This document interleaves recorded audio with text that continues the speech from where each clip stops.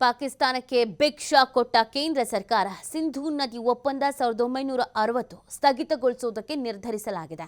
ತಕ್ಷಣದಿಂದ ಸಿಂಧೂ ನದಿ ಒಪ್ಪಂದ 1960ರನ್ನು ಸ್ಥಗಿತ ಮಾಡಬೇಕು ಅನ್ನುವಂತ ತೀರ್ಮಾನಕ್ಕೆ ಬಂದಿರೋದು. ಸಿಂಧೂ ನದಿ ನೀರು ಒಪ್ಪಂದದ ಸ್ಥಗಿತದ ಬಗ್ಗೆ ಪತ್ರ ಬರೆಯಲಾಗಿದೆ. ಪತ್ರದ ಮುಖಾಂತರವಾಗಿ ಮಾಹಿತಿಯನ್ನ ನೀಡಲಾಗಿದೆ. ಭಾರತ ಸರ್ಕಾರ ಪಾಕಿಸ್ತಾನಕ್ಕೆ ಈ ಒಂದು ಪತ್ರವನ್ನು ಬರೆದಿದೆ. ಪಾಕಿಸ್ತಾನ ಜಲ ಸಂಪನ್ಮೂಲ ಸಚಿವಾಲಯಕ್ಕೆ ಭಾರತ ಪತ್ರವನ್ನು ರವಾನಿಸಿದೆ. ಜಲಶಕ್ತಿ ಸಚಿವಾಲಯದ ಕಾರ್ಯದರ್ಶಿಯಿಂದ ಪತ್ರ ಬರೆಯಲಾಗಿದೆ. ಕಾಶ್ಮೀರದಲ್ಲಿ ಪಾಕಿಸ್ತಾನ ಉಗ್ರವಾದಕ್ಕೆ ಕುಮ್ಮಕ್ಕು ನೀಡ್ತಾ ಇದೆ. ಉಗ್ರ ಚಟುವಟಿಕೆಯಿಂದ ಒಪ್ಪಂದದ ಉದ್ದೇಶಕ್ಕೆ ಧಕ್ಕೆ ಆಗ್ತಾ ಇದೆ. ಒಪ್ಪಂದವನ್ನು ತಾತ್ಕಾಲಿಕವಾಗಿ ಸ್ಥಗಿತಗೊಳಿಸುವಂತ ನಿರ್ಧಾರವನ್ನು ಮಾಡಲಾಗಿದೆ. ಸಿಂಧೂ ನದಿ ಒಪ್ಪಂದ 1960 ಇದನ್ನು ಸ್ಥಗಿತಗೊಳಿಸಬೇಕು ಅನ್ನೋದು ನಿರ್ಧಾರ. ತಕ್ಷಣದಿಂದ ಸ್ಥಗಿತಗೊಳಿಸುವಂತ ನಿರ್ಧಾರ ತೆಗೆದುಕೊಂಡಿದೆ ಅಂತ ಸುದೀರ್ಘವಾಗಿ ಪತ್ರವನ್ನು ಬರೆದು ಮಾಹಿತಿಯನ್ನು ನೀಡಲಾಗಿದೆ.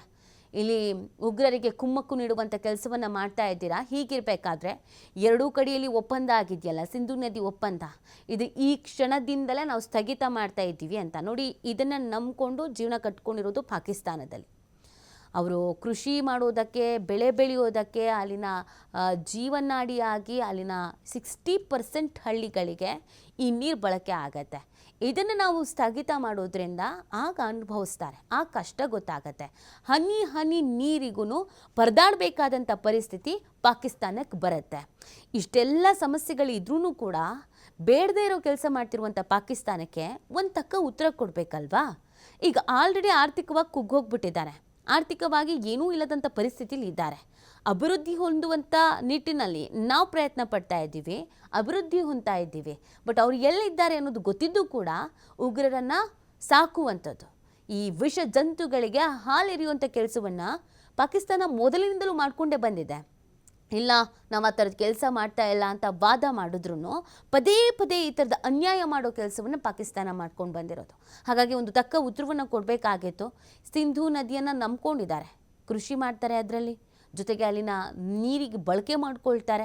ಹಾಗಾಗಿ ಈ ಒಪ್ಪಂದ ಏನಿತ್ತು, ಕಳೆದ ಬಾರಿ 2023ರ ಸಂದರ್ಭದಲ್ಲೂ ಕೂಡ ಕೂತು ಮಾತಾಡಿ ಮತ್ತೆ ಇದಕ್ಕೆ ಸಂಬಂಧಪಟ್ಟಂತೆ ಮೀಟಿಂಗನ್ನು ಮಾಡಲಾಗಿತ್ತು. ಸೌಹಾರ್ದವಾಗಿ ಒಂದು ನಿರ್ಧಾರವನ್ನು ಕೈಗೊಳ್ಳಲಾಗಿತ್ತು. ಇದನ್ನು ಸೌಹಾರ್ದಯುತ ನಿರ್ಧಾರ ಅಂತ ಕರೀತಾ ಇದ್ರು. ಸಿಂಧೂ ನದಿ ಒಪ್ಪಂದವನ್ನು 1960ರಲ್ಲಿ ನೆಹರು ಅವರು ಈ ಒಪ್ಪಂದದ ವಿಚಾರಕ್ಕೆ ಮುಖ್ಯ ತೀರ್ಮಾನವನ್ನು ಕೈಗೊಂಡಿದ್ರು ಕೂಡ ಅದಾದ ಮೇಲೆ 2023ರಲ್ಲೂ ಇದಕ್ಕೆ ಸಂಬಂಧಪಟ್ಟಂತೆ ಎರಡೂ ಕಡೆಯ ಅಧಿಕಾರಿಗಳು, ಎರಡೂ ಕಡೆಯ ಸಚಿವಾಲಯದಿಂದ ನಿರ್ಧಾರವನ್ನು ತೆಗೆದುಕೊಳ್ಳಲಾಗಿತ್ತು. ಬಟ್ ಈಗ ಪರಿಸ್ಥಿತಿ ಬದಲಾಗ್ತಾ ಇದೆ. ನಮ್ಮನ್ನು ಯಾವ ರೀತಿಯಾಗಿ ಕಾಡ್ತಾ ಇದ್ದಾರೆ ಪಾಕಿಸ್ತಾನದವರು ಅನ್ನೋದನ್ನು ನೋಡ್ತಾ ಇದ್ರೆ ನಮಗೂ ಕೂಡ ತಕ್ಕ ಉತ್ತರ ಕೊಡಬೇಕು ಅಂತ ಅನಿಸುತ್ತಲ್ವ. ಸುಮ್ಮನೆ ಕುತ್ಕೊಳ್ಳೋಕ್ಕಾಗಲ್ವಲ್ಲ ಕೈ ಕಟ್ಟಿ. ಅವ್ರು ಕುತಂತ್ರ ಮಾಡ್ತಾ ಇದ್ದಾರೆ ಅಂದರೆ ಅದಕ್ಕೆ ನೇರವಾದಂಥ ಉತ್ತರವನ್ನು ಕೊಡಬೇಕಾಗತ್ತೆ. ಅವ್ರು ಹಿಂಬದಿಯಿಂದ ಚೂರಿ ಹಾಕುವಂಥ ಕೆಲಸವನ್ನು ಮಾಡ್ತಾ ಇದ್ದಾರೆ. ಬಟ್ ಭಾರತ ಯಾವತ್ತೂ ಆ ಥರದ ನಿರ್ಧಾರಗಳನ್ನು ಮಾಡೋದಿಲ್ಲ. ಏನೇ ಇದ್ರೂ ಎದುರುಗಡೆಯಿಂದ ಹೋರಾಟವನ್ನು ಮಾಡುತ್ತೆ ಭಾರತ. ಸೊ ಈ ಸಿಂಧೂ ನದಿ ಒಪ್ಪಂದವನ್ನು ಕ್ಯಾನ್ಸಲ್ ಮಾಡಿಕೊಂಡ್ರೆ ಈಗ ಮೊದಲೇ ತಿನ್ನಕ್ಕೆ ಗತಿ ಇಲ್ಲ, ಕುಡಿಯೋಕ್ಕೂ ನೀರಿರಲ್ಲ. ಹನಿ ಹನಿ ನೀರಿಗೂ ಪರದಾಡಬೇಕಾದಂಥ ಪರಿಸ್ಥಿತಿ ಪಾಕಿಸ್ತಾನಕ್ಕೆ ಎದುರಾಗತ್ತೆ. ಅರ್ಥ ಆಗಲಿ ಯಾವ ಸಿಚುವೇಶನಲ್ಲಿ ನಾವು ಇದ್ದೀವಿ ಅನ್ನೋದನ್ನು.